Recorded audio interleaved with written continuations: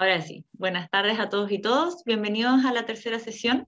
Eh, bueno, ustedes ya conocen la modalidad. Juliana va a exponer y luego ella va a responder sus dudas, ya sea a mano alzada o a través del chat. Vamos a estar ahí leyendo todos sus comentarios. Así que muchas gracias y bienvenida, Juliana. Te dejo a ti la palabra. Bacán, muchas gracias, Nicole. Bueno, bienvenidos a todos los que están aquí. Qué bacán que están en el último taller. Cuesta igual ser constante y estar en un ciclo de 3 talleres, que igual es poquito, pero algunas personas no son tan constantes o no pueden por otros temas. Así que bacán, qué bueno que estén aquí y ojalá hayan podido ver los otros 2 talleres, porque así se van a ir con una mirada súper completa de todo el territorio en el que estamos viviendo. Bueno, hoy día vamos a ver. Alguien No tiene el sé quién micrófono tiene. prendido. Sí. Ah, ya, ahí lo muteé. Ya, bueno. Ya, entonces ahora hoy día vamos a ver el corredor biológico sur.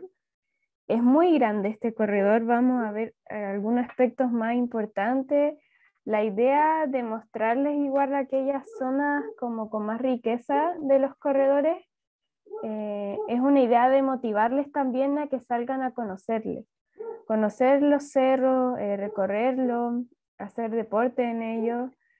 Si bien la mayoría de los cerros tienen un acceso un poco difícil, sobre todo a los que se entra por propiedad privada, la idea igual es reconocer la riqueza que hay en ellos, pedir permiso para entrar, explicar que uno no va como a hacer nada malo y que en verdad solo está recorriendo, está identificando cositas.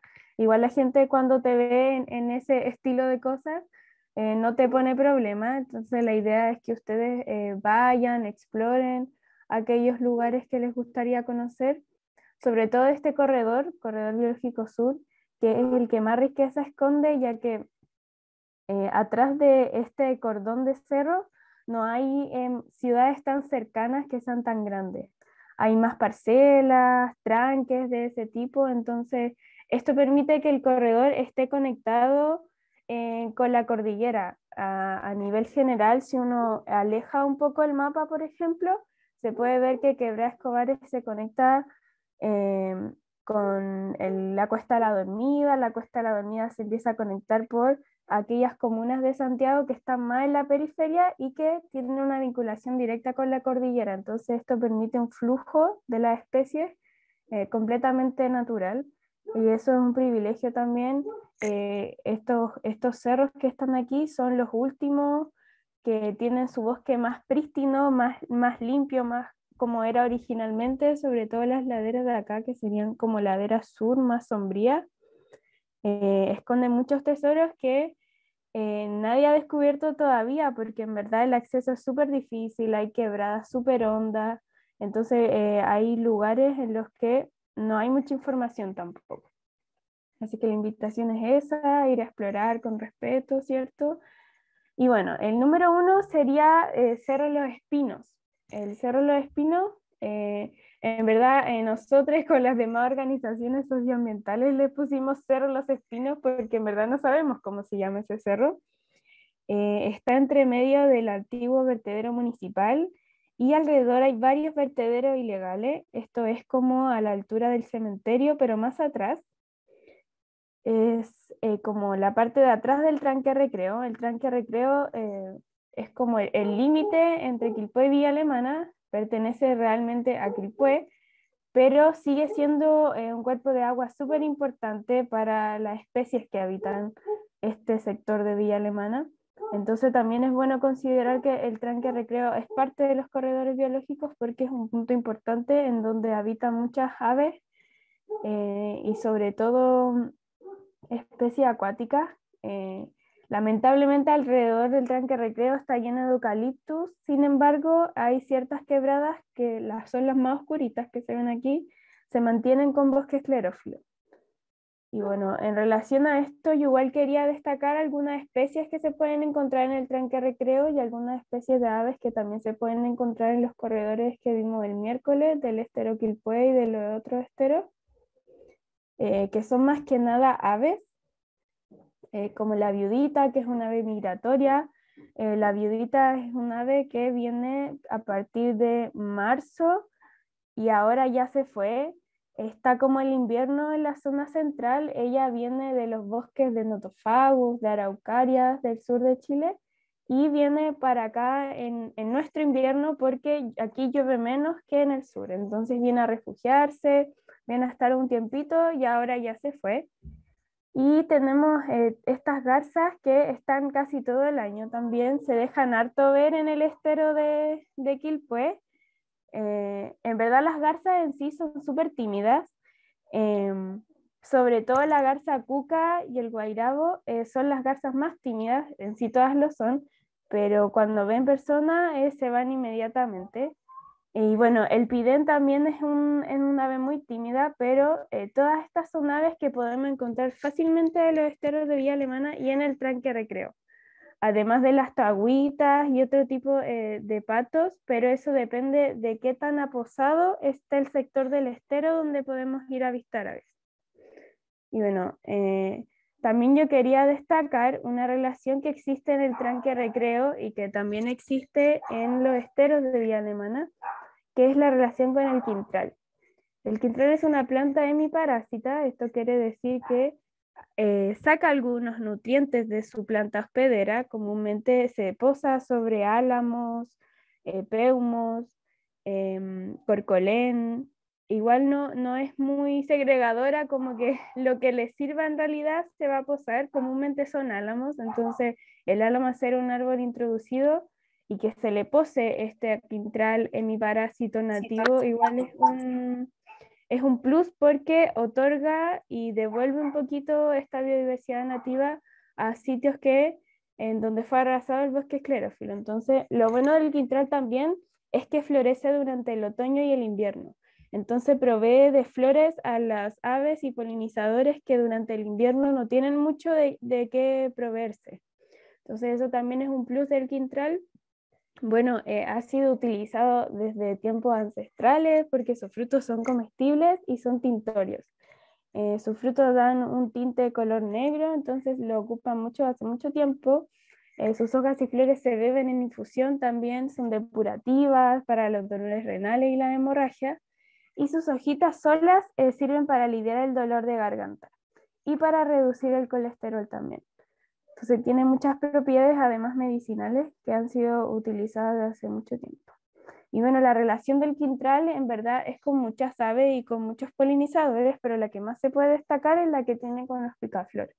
Sobre todo el picaflor chico, que el picaflor chico también es una ave migratoria que en la época justo que florece el quintral es quien más puede aprovecharla. Aquí podemos ver un picaflor chico nadando, o sea, bañándose en el estero Quilpué. A muchas aves se bañan en el estero Quilpué, ¿verdad? De todo, chincoles, cometocinos, todo el mundo se baña en los esteros. Y bueno, aquí podemos ver cómo el picaflor está aprovechando las flores del quintral.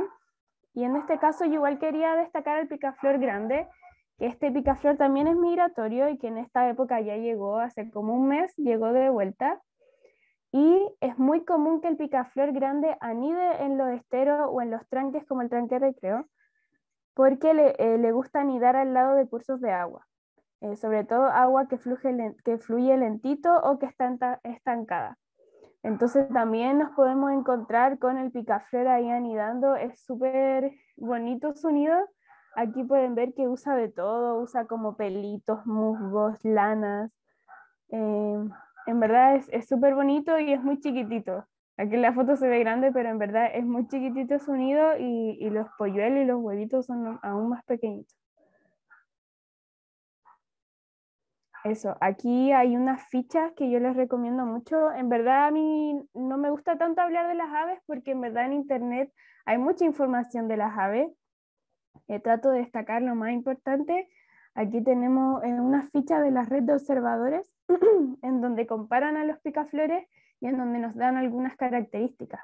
Hay de este tipo de fichas de casi todas las aves, están gratis en internet. De hecho, a veces salen en el diario también.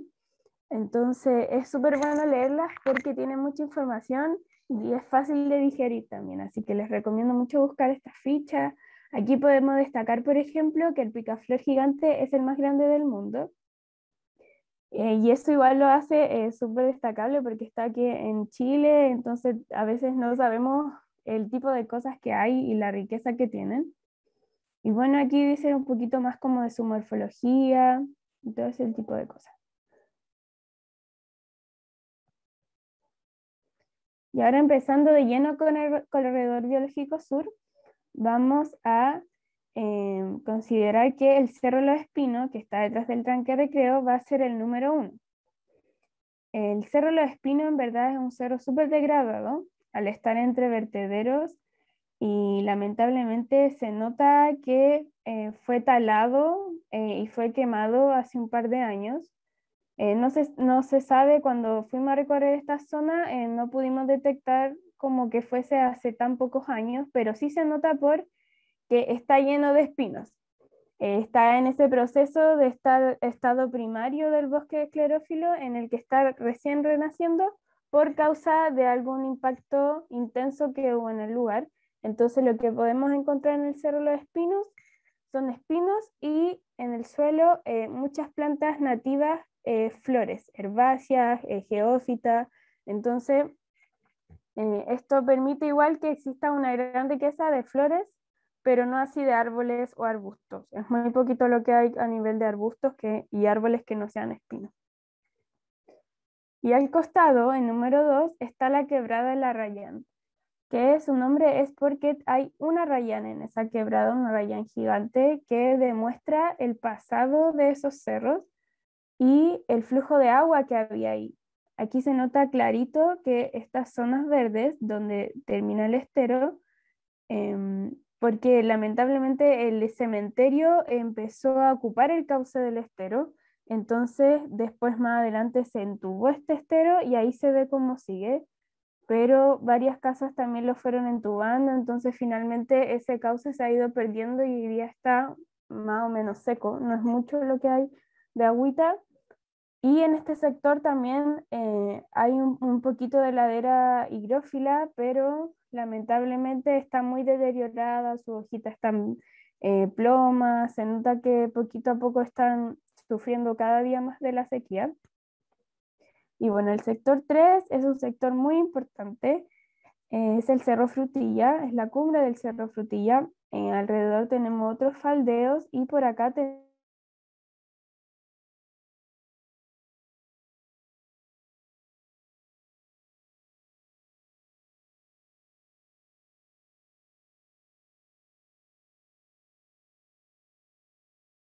más riqueza que tiene la comuna, en donde hay especies súper raras, súper difíciles de encontrar, especies antiguas de crecimiento lento.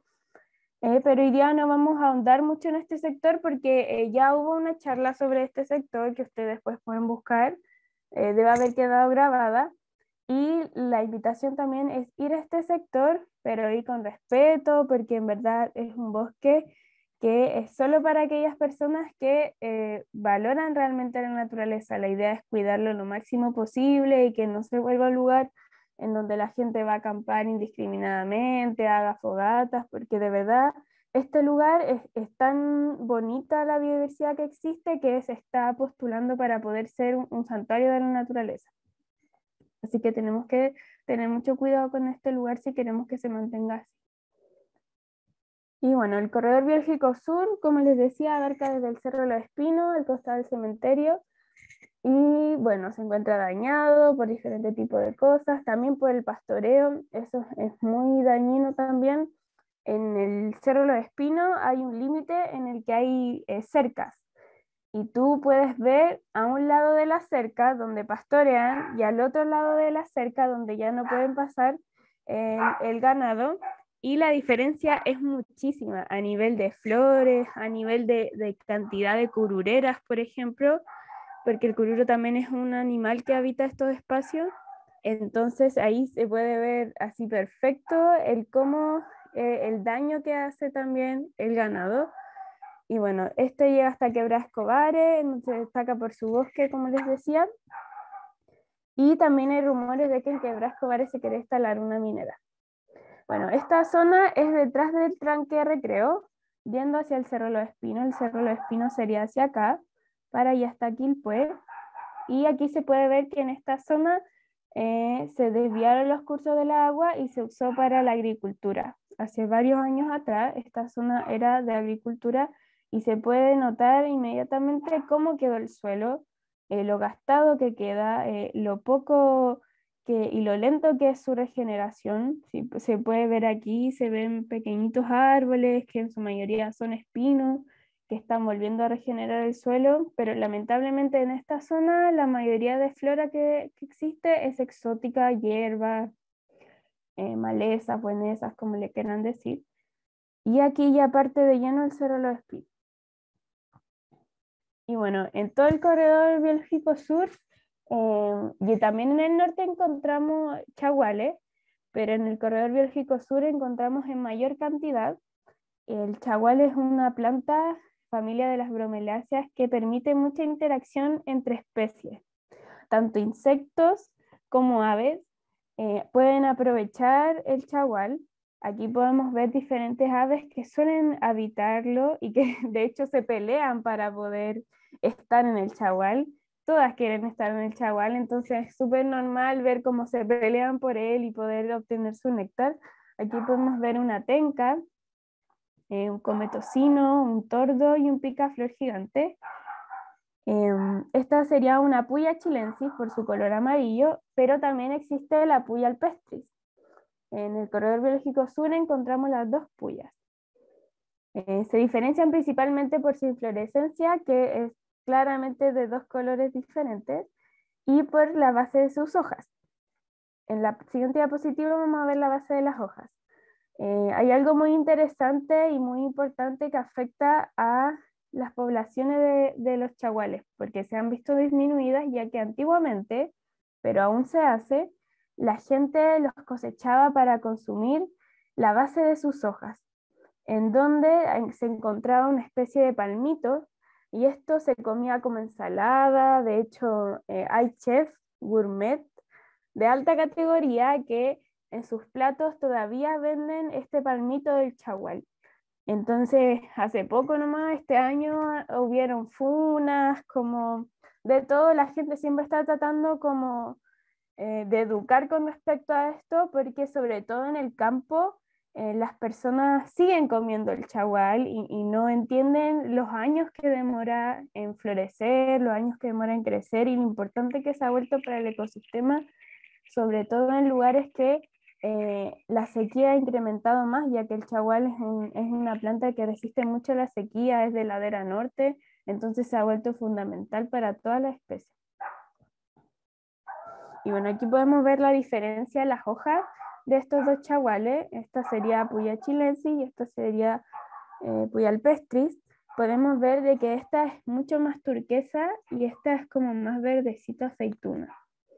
En la realidad, cuando vamos al cerro, comúnmente esta se encuentra en este color un poquito más verde. En verdad es súper variable porque dependiendo del cerro, cómo está, a veces las hojas de los chaguales están más dañadas de lo que vemos en estas imágenes, por la sequía también o por la época del año, después vuelven a rebrotar o vuelven a arreglarse, por así decirlo. Pero aquí tenemos otra definición, aquí sería Puya chilensis y este sería Puya alpestris. Igual se nota la leve diferencia, que una es mucho más clarita que la otra. Entonces, si queremos identificarlas antes de que florezcan o que son chiquititas, esta sería la clave. Y bueno, la mariposa del chagual, Casnia eudesmia, es la más grande que habita el territorio de Chile. En realidad, esta mariposa no es una mariposa, es una polilla endémica que tiene hábitos diurnos. Es preciosa cuando tú la puedes ver. Comúnmente es porque alguien de las personas con las que tú vas o tú mismo vas con una ropa parecida a los colores del chagual, un amarillo flúor o un turquesa muy flúor. Entonces ella se posa en la ropa porque está buscando desesperadamente chaguales. Entonces, esta es como la forma más común de verla, a no ser que estén en un chagual también, es la otra forma de verla. Mide 11 centímetros, por eso es la más grande del país. y su aleteo es muy lento. Entonces cuando tú la puedes avistar, la puedes ver bastante tiempo, no como una mariposa normal, ya que aletea demasiado lento debido a su granditud, ¿cierto? Porque es muy grande y es muy bonita y además sus colores negros también la hacen súper vistosa y súper identificable. ¿Alguien tiene el micrófono prendido? Ahí sí, gracias. Bueno, y lo importante también es que la mariposa del chagual cada vez está más vulnerable también por la misma situación que vive el chagual. Mientras más arrasan el chagual, más triste se vuelve la situación de la mariposa porque la mariposa pone sus huevos en el chagual, no en otra planta. En cualquier tipo de chagual, pero casi siempre prefiere los chagual turquesa y a lo más los chilensis. Entonces, es muy importante que seguir cuidando los chaguales porque esta mariposa solo nidifica en él. Y bueno, aquí podemos ver un vertedero, por ejemplo, que está en ese sector de los espinos atrás del cementerio, que está al lado de las poblaciones de chaguales. Entonces, aquí se plantaron eucalipto arriba del vertedero, un súper mal plan de manejo. Aquí se puede ver que mide aproximadamente 10 metros por sobre el suelo real. Y aquí podemos ver una inflorescencia de chagual a punto de florecer y podemos darnos cuenta también cómo se parece a una piña, porque la piña también es de la misma familia del chagual, de las bromeliáceas. Y bueno, aquí también podemos ver otros vertederos que están en la zona. Aquí está el hospital que se está haciendo. Y entre medio de estos vertederos hay unas poblaciones de añañuca de fuego, que son unas geófitas nativas también, que florecen desde julio hasta ahora octubre y ya se están desapareciendo y están asemillando. Estas son una planta que también atrae muchos picaflores. La mayoría de las flores que son de este tipo tubular son especializadas para que los picaflores las polinicen. Y bueno, en la zona del Corredor Biológico Sur también encontramos muchas curureras, como les decía, y nosotros podemos registrar avistamientos de yaca, ya que encontramos un individuo muerto. No sabemos por qué estaba muerto, pero eso nos ayudó también a chequear que en el corredor norte hay yacas. Ayer vimos la yaca y sus características.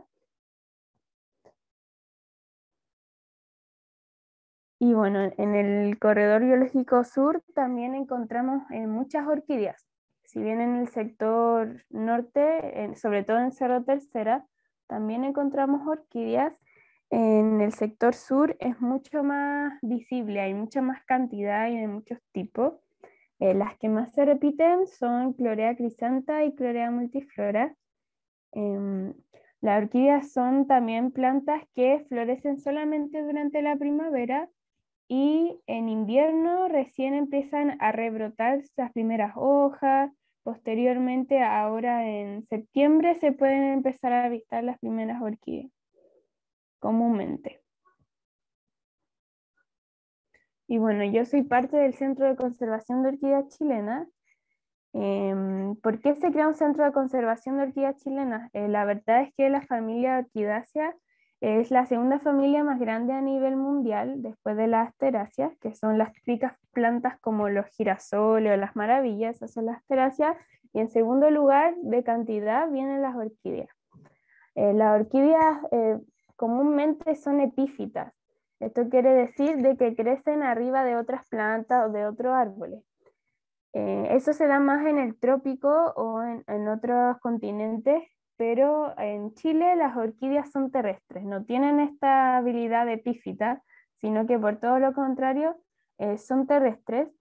Y esto ha provocado también que sean mucho más vulnerables que las epífitas, porque al estar las epífitas sobre otros árboles, para la gente es mucho más difícil de arrancar, de robárselas, o los daños que pueden tener también son mucho menos.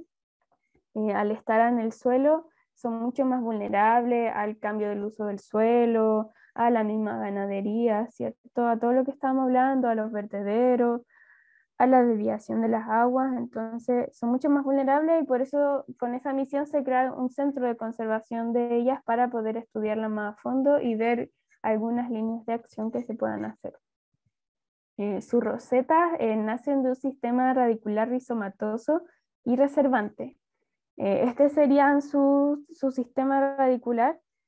Aquí como se puede ver son como unos jengibres alargados, por así decirlo, son raíces gruesas, ¿cierto? Que almacenan muchos nutrientes y interactúan con las micorrizas del ambiente.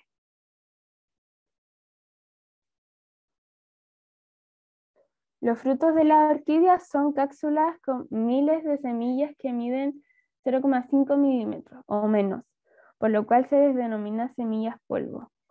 Aquí podemos ver que son como un polvito de chocolate, son muy pequeñitas las semillas de la orquídea. Estas son semillas de Bipinula fimbriata, una flor, una orquídea que se puede encontrar más bien en la costa. En la zona de Villa Alemana no encontramos, pero en la costa es muy común. De hecho, en Viña del Mar, Valparaíso es una planta también muy común que se puede encontrar en la costa a pesar de todo el impacto ambiental.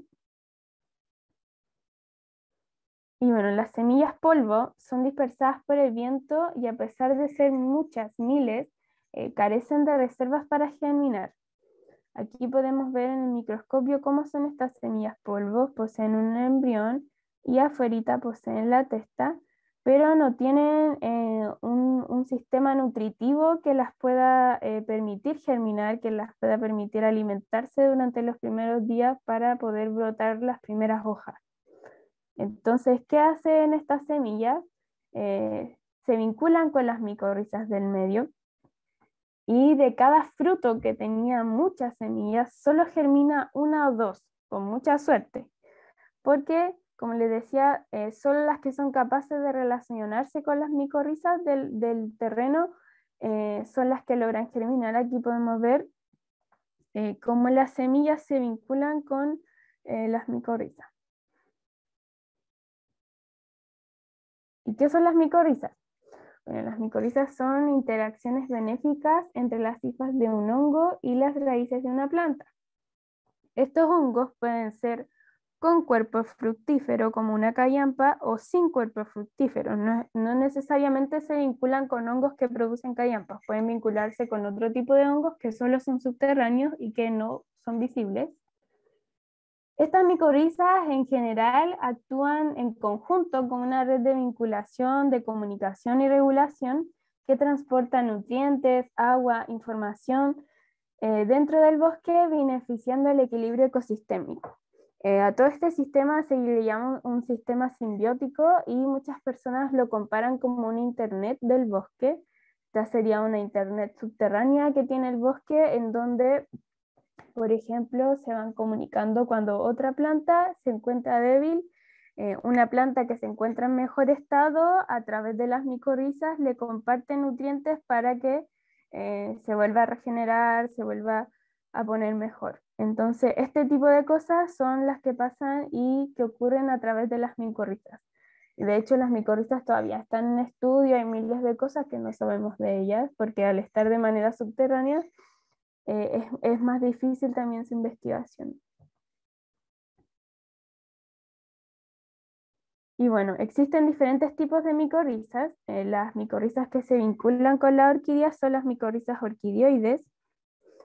Estas micorrizas orquidioides generan un vínculo y este vínculo es característico entre hongos del grupo Basidiomycota con plantas de la familia Orchidaceae. Su simbiosis aporta nutrientes para la germinación y la supervivencia de las orquídeas en su medio natural. Esto es una relación súper específica de un cierto grupo de hongos solamente y son endomicorrizas. Esto significa que no se pueden observar sin microscopio. Y aquí, por ejemplo, en la foto, en esta foto de microscopio de un corte transversal de la raíz de una orquídea, se puede ver cómo están entrando las hifas del hongo a la raíz de una manera intercelular. Entonces aquí entran las hifas del hongo y empiezan a generar estos tipos de pelotones como de circulitos dentro de las raíces de la orquídea y permiten su germinación.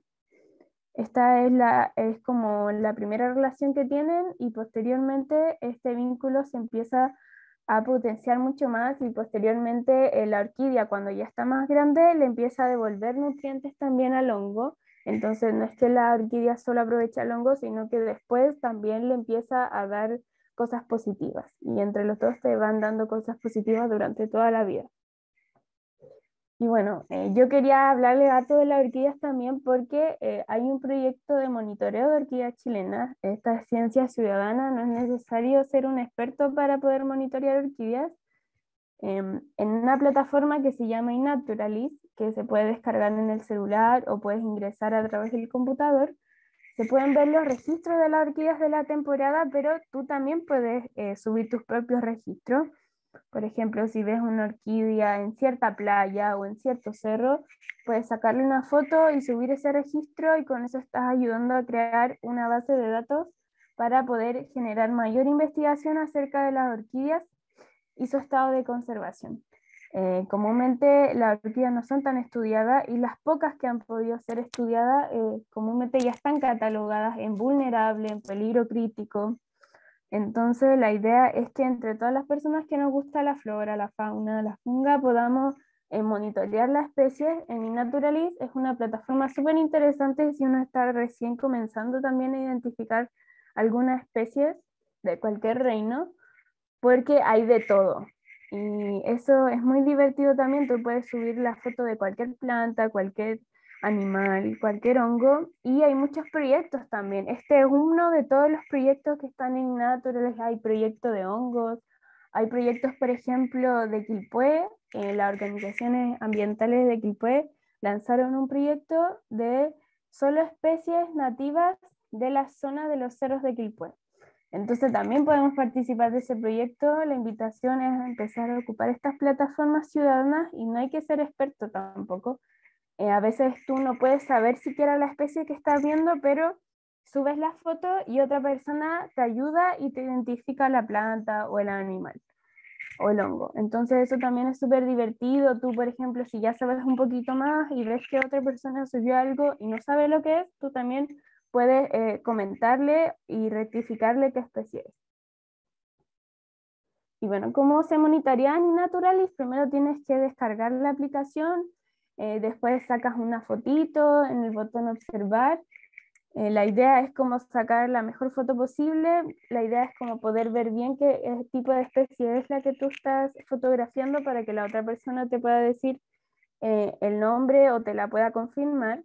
Y hay un cuadradito de notas en donde tú puedes describir qué hay alrededor. Por ejemplo, si hay alguna amenaza, como no sé, una carretera, o hay vacas, por ejemplo, o no sé, van a construir aquí.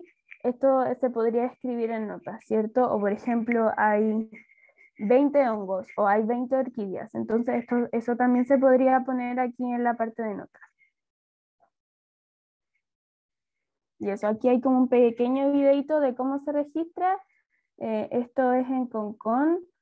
Lo voy a poner al principio que está como más adelantadito. Esto es la piedra oceánica de Concón. Estas son unas Bipinula fimbriata, que es esta orquídea que yo les decía, que es muy común de la zona costera.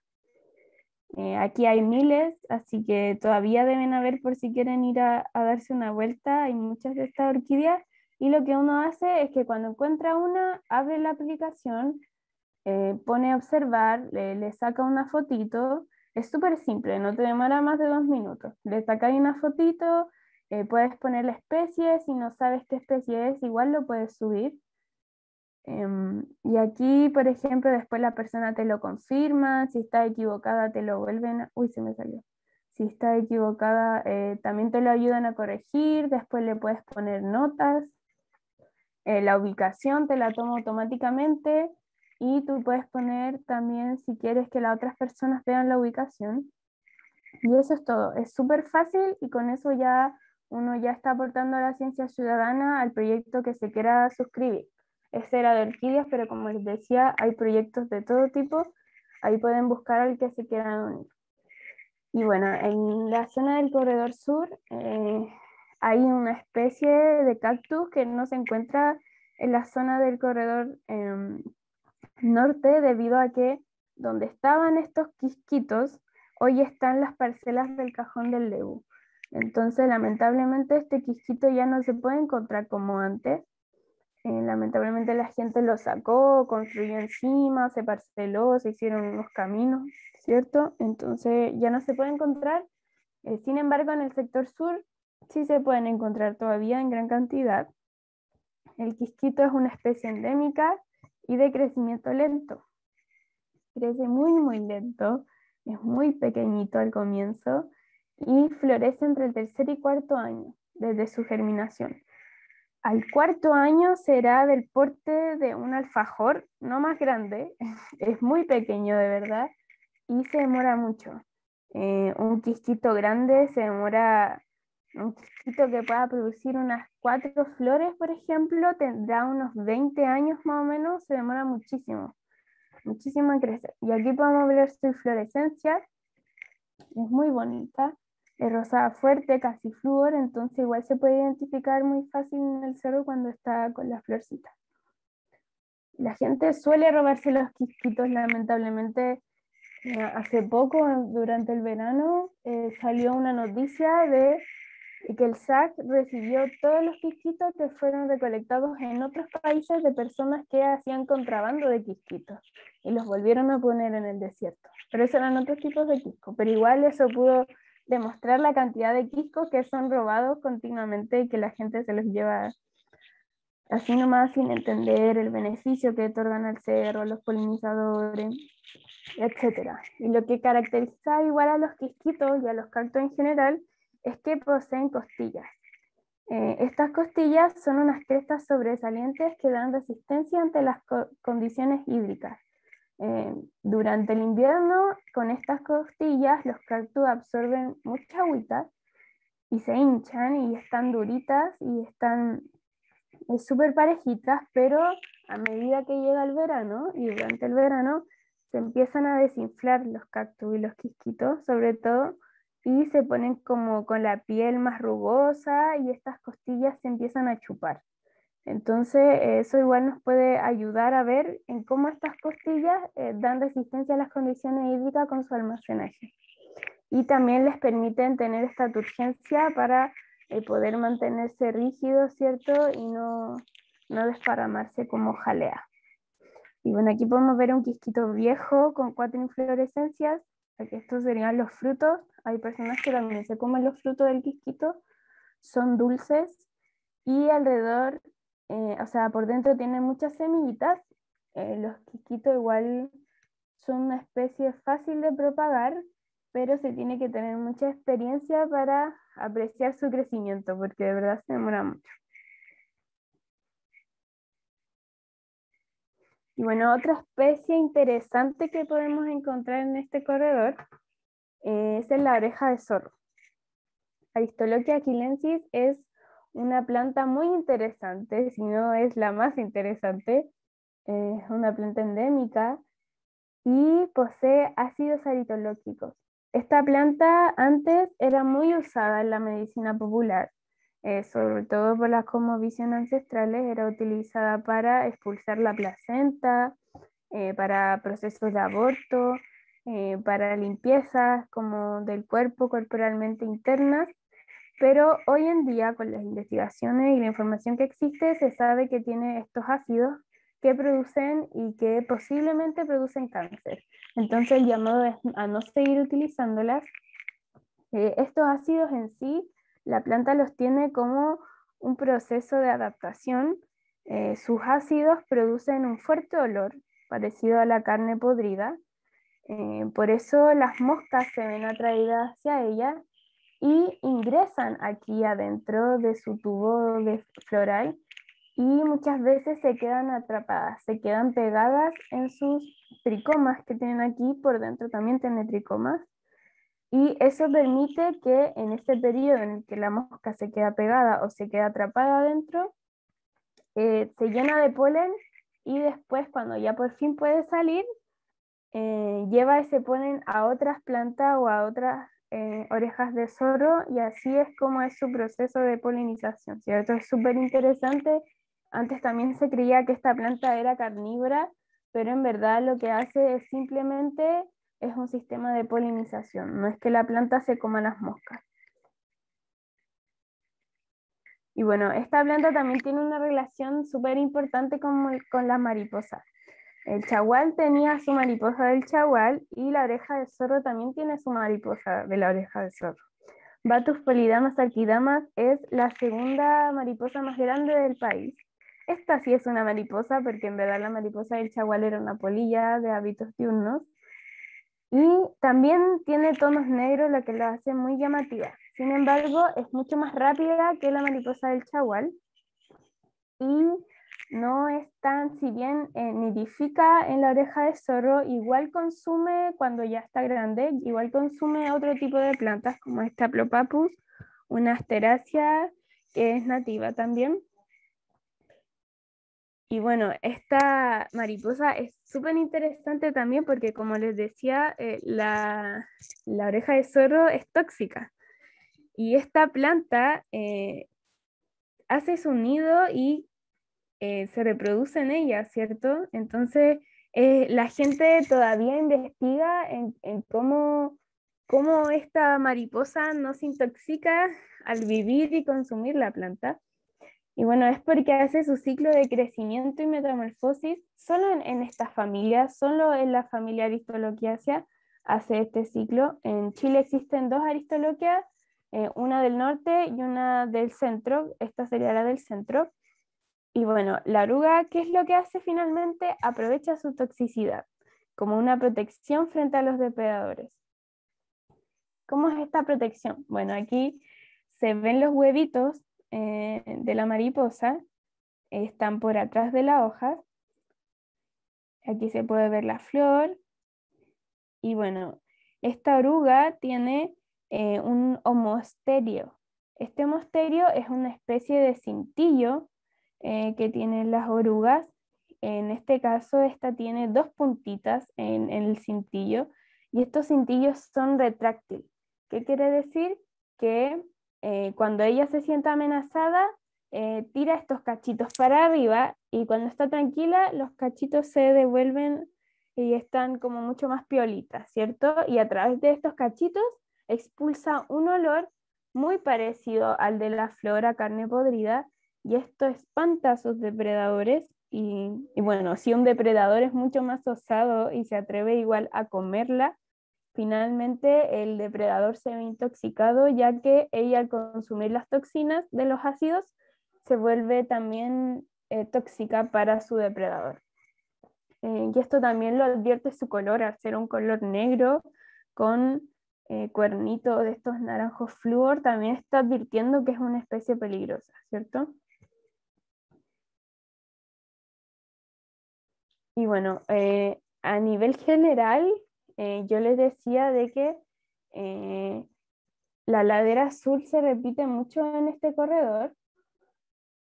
Les voy a volver al mapita.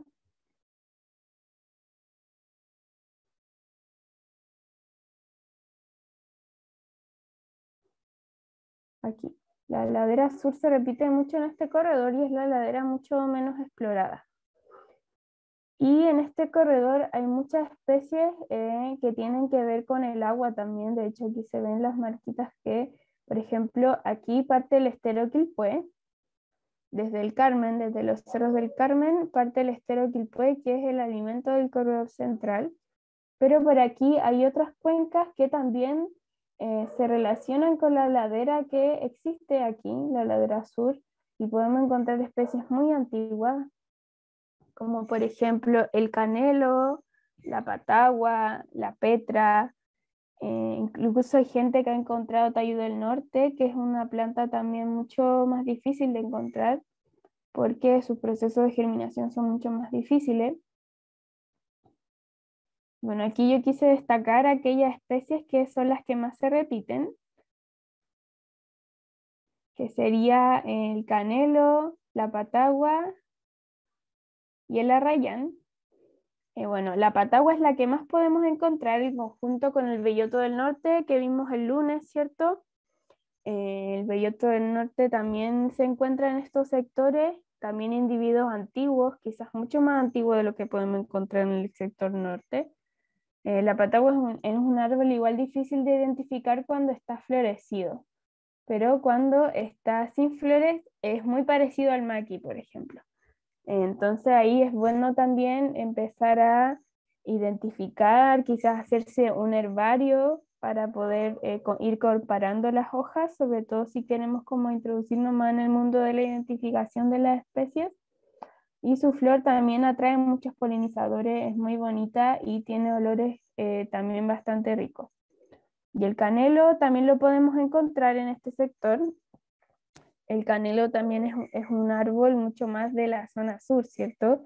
Pero la existencia del canelo aquí nos puede demostrar el tipo de bosque húmedo que existía aquí al principio, antes de toda la urbanización, ¿cierto? Por ejemplo, el estero Quilpué y los otros esteros de Villa Alemana debiesen tener esta misma flora, pero por lo que hemos hablado en los talleres anteriores, el estero Quilpué, por la agricultura, por el impacto de las personas, ha visto toda su flora reintroducida, ¿cierto? Ha visto cómo las especies han tenido que adaptarse a la flora exótica, pero este es el panorama que debiese ser en los esteros de la ciudad de Villa Alemana. Estos tipos de plantas son las que debiésemos ver. Bueno, el arrayán también es una planta que podemos encontrar. Este sería el Luma chequén. También hay personas que han encontrado la Luma piculata, que es un arrayán que tiene el tronquito mucho más rojizo, que es típico del sur, que en el sur es muy frecuente. Aquí quedan muy poquitos, la verdad. Es difícil verlo, pero este arrayán es mucho más común y este sí se puede ver, el Luma piculata. Y bueno, finalmente a lo que queremos llegar es que ojalá poder hacernos cargo de los esteros de Villa Alemana y poder reintroducir estas especies que debiesen existir en el bosque original. Hay muchas organizaciones que se están haciendo cargo también, pero son muy poquitas porque el estero es gigante. Entonces, si más personas nos motivamos a reforestar y a devolverle la mano al estero, al bosque, sería muy bueno que esta especie volviesen a ser parte del corredor biológico central. Bueno, aquí podemos ver una fotito de la cumbre del Cerro Frutilla. El Cerro Frutilla está paralelamente al Cerro de Quebra Escobar. Aquí podemos ver los cerritos de Quebra Escobar. Hacia acá estaría el Patagual, Limache. Y aquí se puede ver una diferencia, bueno, hacia acá estaría la ladera norte y de aquí para atrás empezaría la ladera sur. Entonces, por ejemplo, en la cima de este cerro es muy notorio el cambio de vegetación. Y aquí serían los faldeos del Cerro El Carmen, donde podemos ver que desde aquí partiría el estero Quilpué. Aquí hay parcelas, casas, últimamente se ha estado construyendo más también. Hay una especie como de vertederos de residuo inmobiliario en esta zona que también es un problema.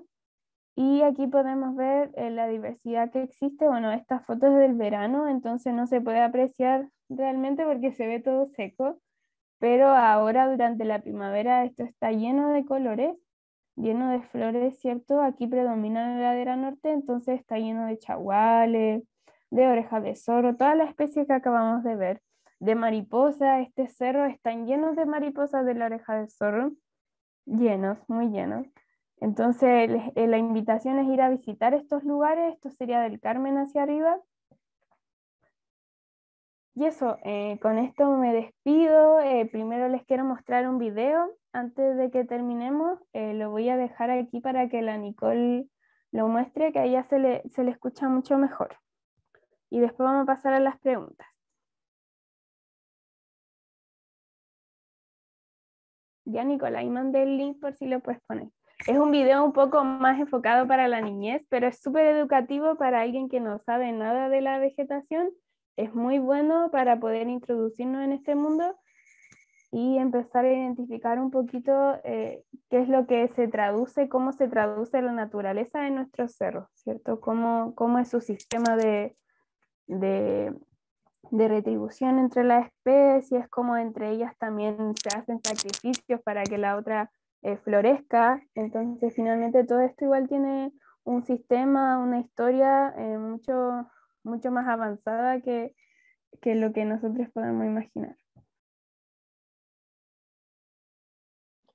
¿Se ve, Julie, cierto? Sí, sí se ve. ¿Y se escucha? Se escucha bajito.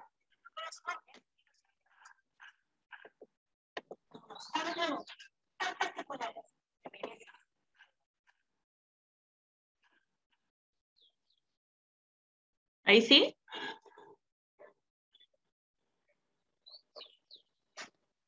Yo no escucho. ¿El resto escucha? Quizás soy yo. Ah, no, no se escucha. Ya, creo que tengo que hacer algo más. Ya, o si no lo pongo yo, quizás se escuche un poquito bajo, pero Yo igual. tampoco escuchaba nada. Y ahora sí. Ya, gracias.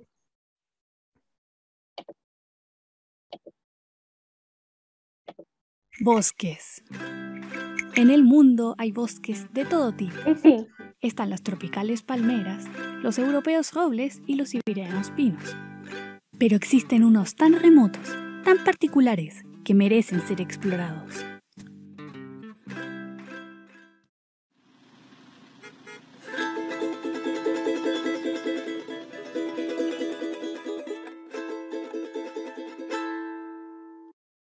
Más allá de los edificios, más allá de las casas, por sobre las laderas de los cerros, se encontraba la familia de Peumino, quien estaba a punto de brotar.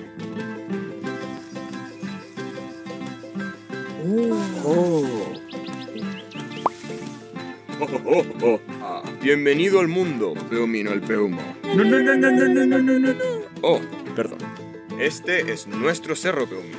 Todo lo que ves está bajo nuestra protección. Desde la ladera norte, donde está el vecino Chagual, el pinchudo Quisco y el seco Espino disfrutando del sol, hasta la ladera sur, donde el jabonudo Quillay, el vertical Boyén, los peumos como tú, los litres como yo, gozamos de la sombra. Todos juntos conformamos un bosque, el bosque esclerófilo. ¿Esclerófilo? Así es, esclerófilo. Aunque seamos todos distintos, nos parecemos en una cosa. Nuestras hojas son duras y muy resistentes. Son tan fuertes que nos podrían decir ¡Superbosque! Podemos resistir meses de sequía. Casi no necesitamos riego. Mantenemos nuestras hojas verdes todo el año. Y resistimos a temperaturas extremas. Eso. Ah. Estas hojas, Peumino, nos permiten limpiar el aire contaminado que viene de la ciudad y devolvérselo fresco, proteger el suelo de la lluvia, impedir que el barro llegue a la ciudad y darles hogar a los animalillos de la zona, como el tucúquere y el degú. Nada podría ser más perfecto, Peumino. ¿Eh?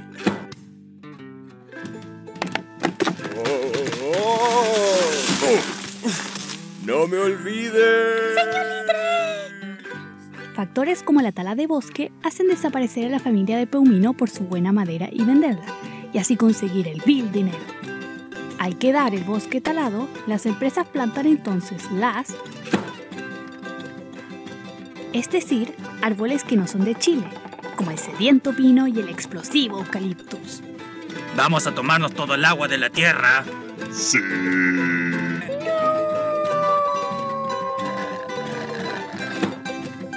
Al estar más seca la tierra, es más fácil que se produzcan incendios, que puede partir como una pequeña e inocente fogata, pero termina por engullirlo todo. ¡Abrácenme, hermano!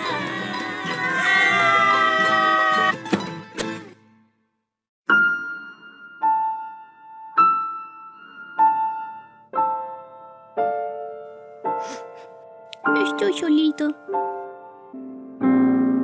Y eso fue lo que pasó. ¿Qué? ¡Espera! ¡No te vayas! Tengo algo para darte. Mi última semilla. Llévala lejos, a los cerros, plántala y cuídala. Y si ves a Don Litre, salúdalo por mí.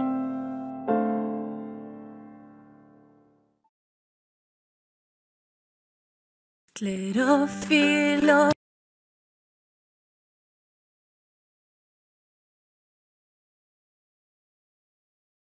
Bueno, ese era el video que yo les quería mostrar. Era súper tierno, en verdad.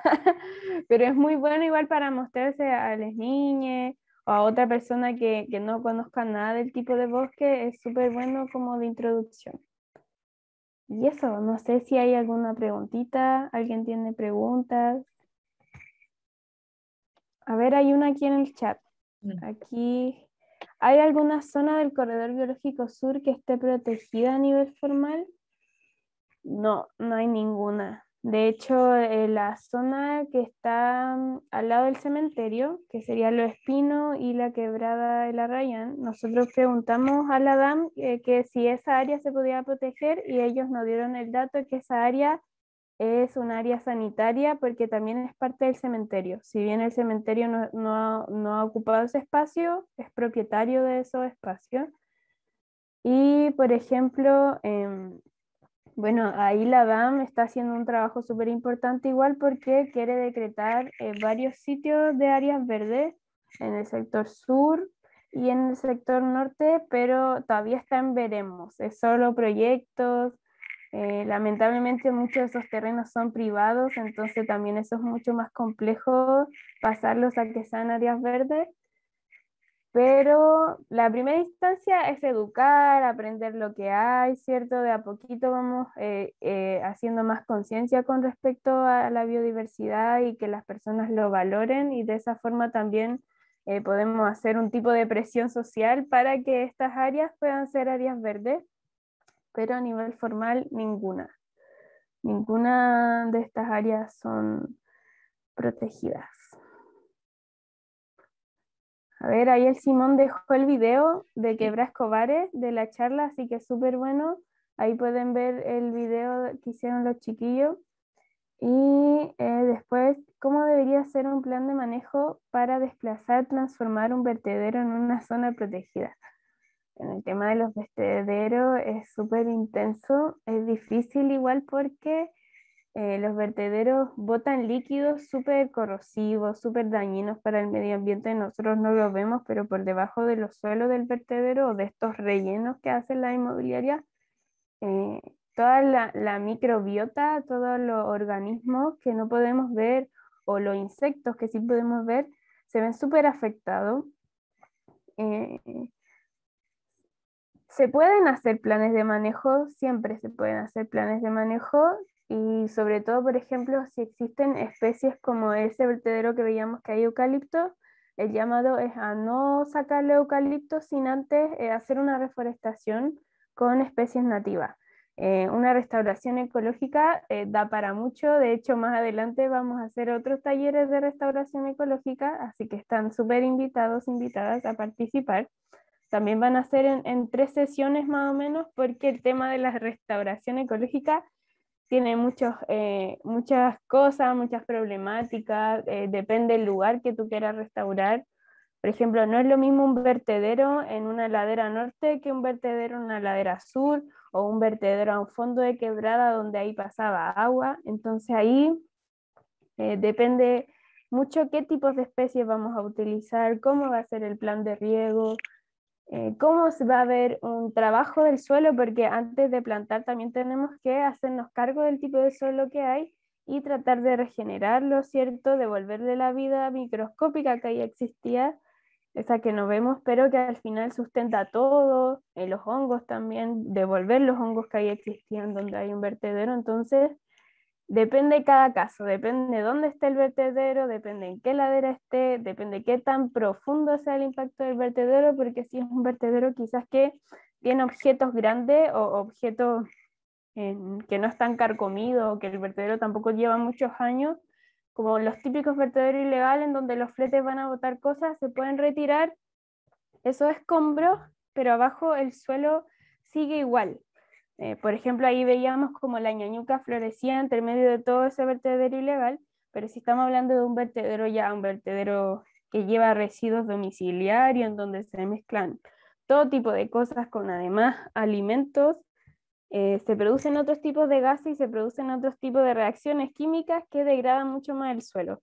Por eso el llamado también es a compostar sus residuos de alimentos, a no botarlos hacia los vertederos, porque si ustedes botan sus cáscaras de alimentos, eso produce mucho más daño que si ustedes la compostan, la usan para la huerta, la regalan, etc. Cuando mencionaste al arrayán, el arrayán que existe en las laderas del Cordón Sur es apiculata, no es el colorado. O sea, al revés. El colorado, el palo colorado es la apiculata y el que está en la ladera sur de acá es el luma chequén. Comúnmente podemos encontrar el luma chequén en la zona central mucho más fácil que la apiculata.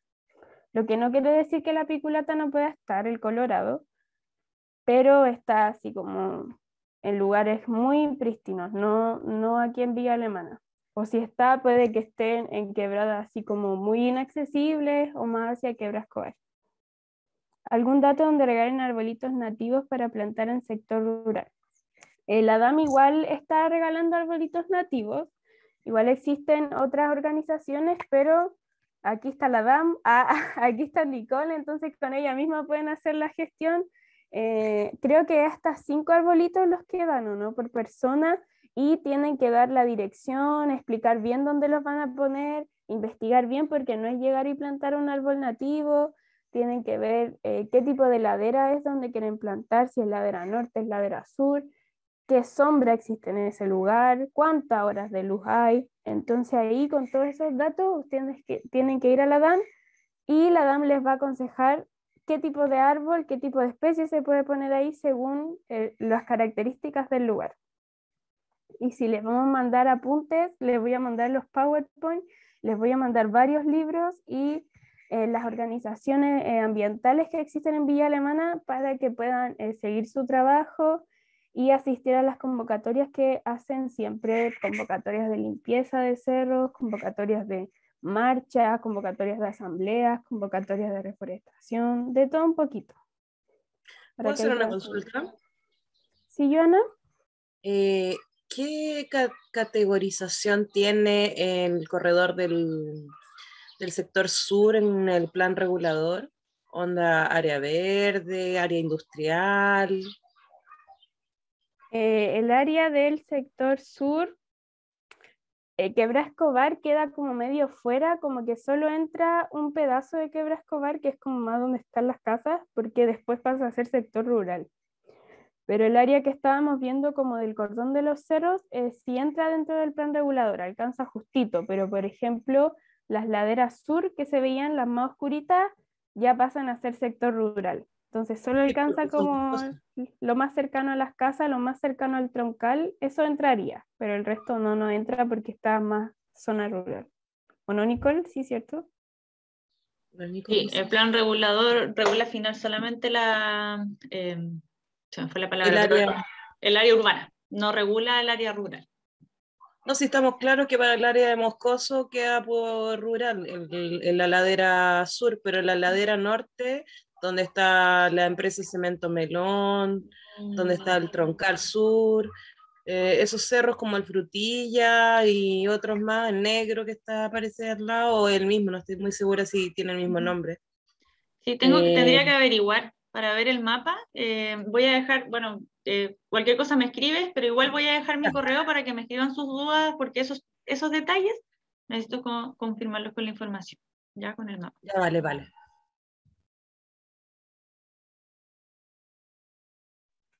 Sí, el curso de restauración ecológica, les digo al tiro la fecha. ¿Ese es el que viene o no, Nicolo? ¿Viene otro antes? A ver, les digo al tiro. Viene el de restauración ecológica, después viene el de mamíferos y después el de reptiles, si no me equivoco. O anfibios. Sí, el de restauración ecológica es el martes 19, jueves 21 y martes 26 de octubre. Así que sería como en 2 semanas más nomás, falta poquito. Sí. Sería 19, 21 y 26 de octubre.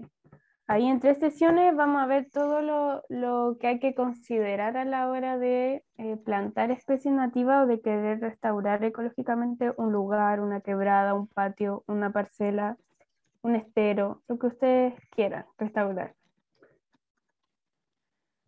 Dejé ahí en el chat el Instagram donde nosotros generalmente subimos la información. El Facebook tiene el mismo nombre y el correo electrónico ante cualquier duda general de la dirección ambiental. Y si tienen dudas del taller, como por ejemplo la que presentó Joana, me escriben al correo que también detallé un poquitito antes.